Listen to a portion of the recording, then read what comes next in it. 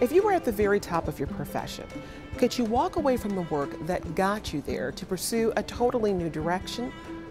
I met an artist who couldn't say no to a new vision, even though it meant risking everything.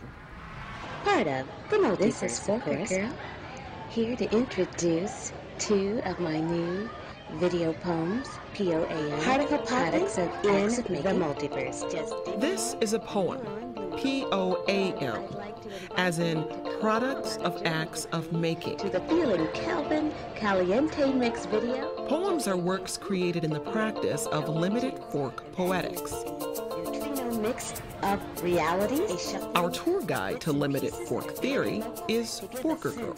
Of the many, many possibilities. It's all connected. And all these revelations spring from the mind of the renowned poet, MacArthur and Guggenheim Fellow, and University of Michigan English professor Thylias Moss. Do the math. Do the math. So you've been a Guggenheim Fellow, a MacArthur Fellow. You are a well-renowned poet. And you took this diversion in your creative process. Was that a scary decision for you because you were so well known in this one form? It was the only possible decision I could make. I went to the movie with my husband. Okay, that's unexpected. In October of 2004.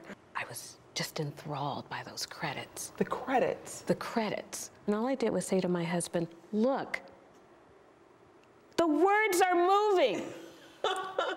So when you had that moment in the movie theater, what happened? When I went to class on Monday, I had my students throw out everything.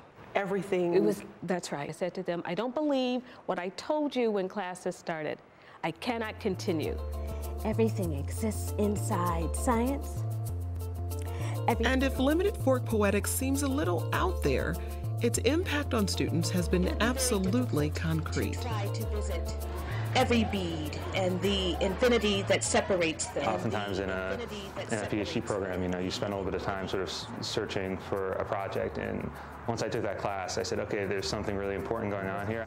I feel like it's probably the most important class I've taken in my entire college curriculum. I mean, her class was what inspired me to design my own major in epistemic systems. It loads so slow. Typically, you just study form and go with sort of old forms, but she's brought in this idea of chaos theory and all these new ideas, which sort of lead to a new way of thinking about structure. Because she offered this idea of forked poetics where there's lots of things happening at the same time, and there's all these points of instability and departure that can happen in a narrative, say. So a narrative could begin and diverge into an object or expand into a different place or a different time, and that's a really, really valuable tool for poetry. So what are you working on now? Well, I'm continuing with the Forker Girl reveals herself. Forker Girl is the embodiment of limited fork theory. Okay. Yeah, so she's the one who is able to fully act upon more of the implications of limited fork theory, the study of interacting systems. She can behave in ways that perhaps I should not, as a whatever I am, professor of this and that. So, but she is not. She was not hired by anyone to do anything.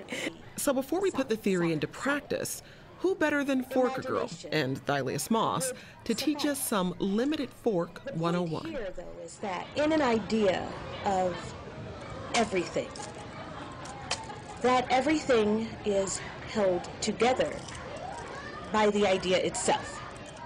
All right, I'm holding these beads. Okay. And these beads are going to show you something about limited fork metaphor. Okay. And in most metaphors of some kind of equivalence, we say something is something. Well, limited fork thinks, well, that's okay, but when you're talking about dynamic systems and what happens when systems interact, metaphor gets wild. And so more than just being an equivalence, metaphor becomes a tool of navigation. So I'm holding a bead right here, and I have another bead over here, right? And in between these beads, there's a whole strand of other beads.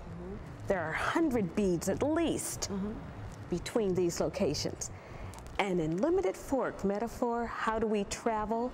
We can go from this bead to this bead instantaneously, just like this. Skipping all of the 100 beads in between. Skipping all of them. Across the territory, the boundaries. And then each one, right, at the other end of this metaphor could bifurcate 1,000 ways. So it's just limitless possibility. Yes. So it seems to kind of tie into the idea of physics that energy never really ends. It changes form, but never completely dissipates. Absolutely. So limited fork is a kind of complex system, a kind of dynamic system, but it's it allows its outcomes to be aesthetic, and it also includes an area that's very difficult for physics and other sciences to include, and that is the imagination. We must match it to every tree. Limited fork reconsiders notions such as authorship. No one can own a moment. They can only participate in a complex system that existed before and will continue to exist after collaborating with the poet. Certainly an imagination, if no other way.